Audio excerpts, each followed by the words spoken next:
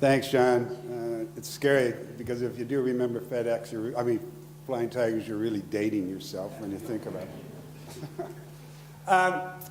This morning, I'm not going to take a lot of time, but I'm going to discuss a topic that's near and dear not only to the integrators, such as FedEx and UPS and DHL, but also to the Post, and that's, I'm going to talk a little bit about e-commerce and the opportunities that we see and the changes we see happening in the e-commerce space, and the opportunities that not only provides to express carriers such as FedEx, but where we see the opportunities it provides to the Post for not only increased parcel volumes in what we see in a declining mail environment, but a real opportunity to generate some additional value.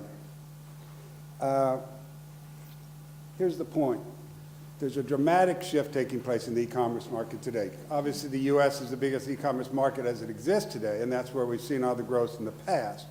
But we see tremendous opportunity for not only international growth in terms of international transportation volumes, but domestic volumes within country. Now, the global internet retail sales are projected to approach $500 billion by 2012. Since 2009, that'll be about a CAGR of around 14%. Significant growth. Now, if you just talk about the e-commerce and distribution market size in the U.S. for that volume, it accounts in 2009 for $2.5 billion in the U.S. Export volumes, just the transportation and the e-commerce side of that. Significant size in the market. But as we know, the cross-border, the international e-commerce space is in its infancy. And there's still significant barriers to retailers in that space. Obviously, one of the key barriers is being able to provide guaranteed total landed cost for duties and taxes, as well as transportation, is what they want to be able to provide their customers. So when the customer makes a purchase, he knows what the total cost is going to be, and he's not going to get surprises later with additional duty and tax or transportation charges. Also, there's language issues that retailers having to change and to adapt their websites to local language, accept local currency, fraud protection, etc. And also being able to provide a viable and robust returns program for the customer. Because in the retail space, the customer insists upon being able to return an item, and he's going to have to be able to provide that. These are all barriers that have existed or do exist in the international space. Now, when I talk about international e-commerce, we're talking about, in this case, the definition in this case, is transactions that result in the export of goods from one country to a buyer in another country. So the business-to-business space is a much larger segment, but we're talking now just about the business-to-consumer space. And we're only talking about retail sales. So we're excluding travel, we're excluding software downloads, et cetera, because that would increase the size of the market significantly. So we're just talking about retail sales. Now, what is driving the move to international e-commerce? Why is someone willing, in many cases, to pay a premium from what they could buy, particularly in country, for those items? Well, in some case, the item is actually a lower price when being imported than they could buy that item in their own country. The other point is availability. In many cases, the product that they're looking for is not available in their own country. They also have a better selection in many of these cases. And fraud, basically the authenticity of the item itself, is many times more viable through an importing from, let's say, the US or the UK than it would be trying to buy it in their home country. And the other shift we see is the demographics. Younger populations have a tendency to buy more online and have a tendency to buy more online across borders. But as I said before, there are key barriers to the retailers, such as language and localization. Again, localizing your website to the local language, accepting local currency, translating the purchase price to the local currency. Again, low visibility to landed cost. The retailer is saying, I have low visibility to what the total landed cost is going to be. I have distribution and timing issues because I not only have to have the distribution across country, international distribution and transportation, I have to have local country distribution and transportation, and a returns initiative. There are certain regulatory requirements, basically goods that aren't able to be imported into a particular country, and for the retailer to understand what goods those are. And finally, local competition and local customer service also provide challenges to retailers in terms of going international. But here's what's happening. Here's the big change, too. There's a dramatic growth, as we can expect, in the internet population.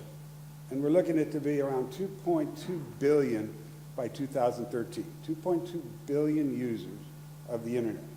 So it's really growing by 50%, because in 2008 it was 1.5 billion, and as I say, projected to go to 2.2 billion by 2013. What's interesting is that the growth is being led by Asia, Africa, and Latin America. That is where we're seeing the fastest growth in the internet population. And as we see these faster growths in these areas, it is forcing, in this case, U.S. retailers to have to consider to offer their products across borders, to track and to follow the market, because that's where the market's growing. So what we're going to see is basically a regional shift in the distribution of the internet population. So to actually see North America, US and Canada, go from 17 to 13%. Europe will shrink from about 26 to 22%.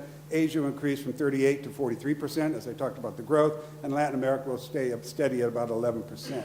So what we're seeing is a shift in the internet population out of the traditional markets, such as in North America and Europe, into Asia and Africa. Now, what I talked about before, and this is again the $500 billion market, and you can sort of see the growth in the CAGR from 2007 to 2012 of about 14%.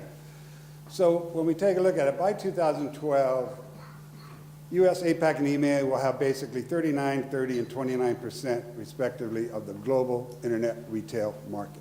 So you can see where the growth is going, and that's where the consumers are going, and that's where the opportunity is going to be for retailers.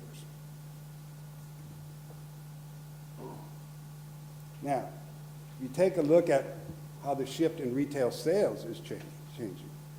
And what's happening right now today, over 70% of retailers today, and this is in the US, do not offer their product across borders. We've gone onto those websites, and you see at the bottom, we do not ship internationally. So there's a huge untapped potential of retailers who currently are not shipping internationally. Canada is the top destination right now, followed by Europe, Korea, Japan, India, and Mexico. And it's sort of an eye chart up there, but you can take a look at it. When you take a look at retailers that say, what percentage of your total web sales do you are represented by foreign sales? When they say less than 10% of my sales are represented by foreign sales, 71% all up. So a very small percentage of my sales are international.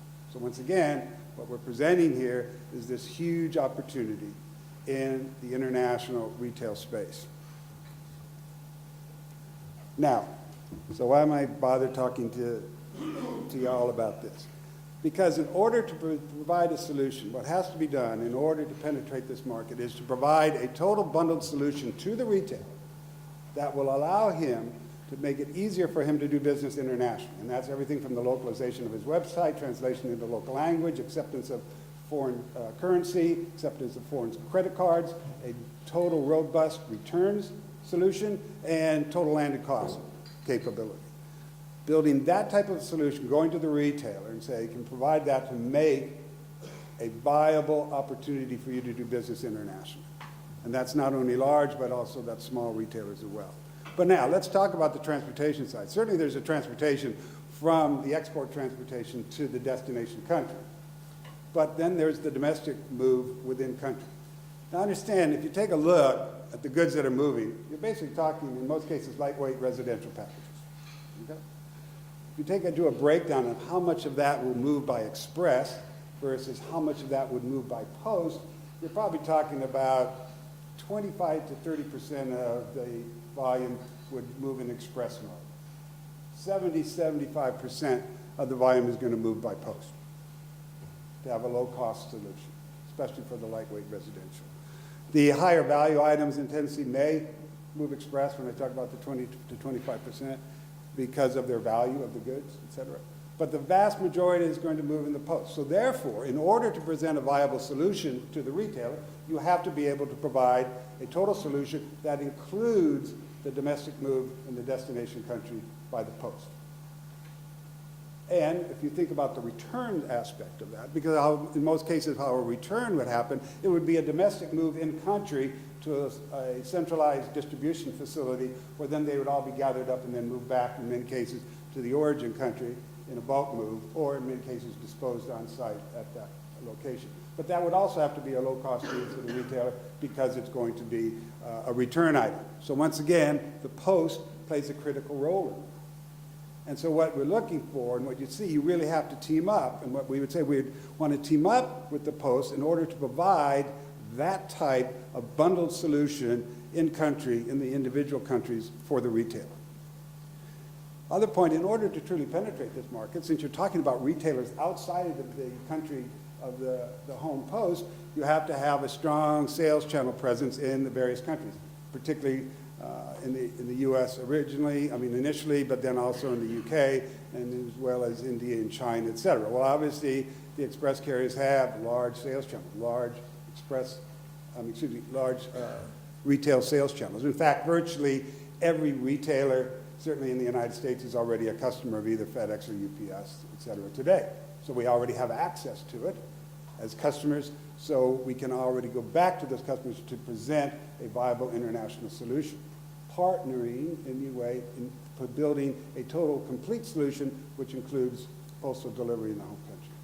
So basically, have unmatched access to other countries and a full service offering. Because once again, what I'm saying, in order for to be viable in presenting this to a retailer, you have to present him with a total package of a complete solution from origin to destination, total landing cost, total distribution, and return solution. The only way that can be done, the only way that can be done reliably and efficiently is through a combination of both express movements and local post movements in the home country. And the only way that's also viable if it's presented as a bundled solution and a simple solution for the retailer to understand. So this is a huge opportunity for increased volume, not only for the post, but the express companies as well. And in order to really make a viable solution to the retailer, we have to do it with a joint solution. So we'll be looking to talking with the post in this particular country to develop these type of solutions so when we go to the retailer, we can show them a total package. We think there's great opportunity in this space, certainly for the parcel volume for the post, certainly for the parcel volume for the express carriers, and we can see where the market's going, and it's going to present a heck of a lot of opportunity for both of us. So we're going to be looking forward to working with the individual posts as we develop these types of solutions. Thanks.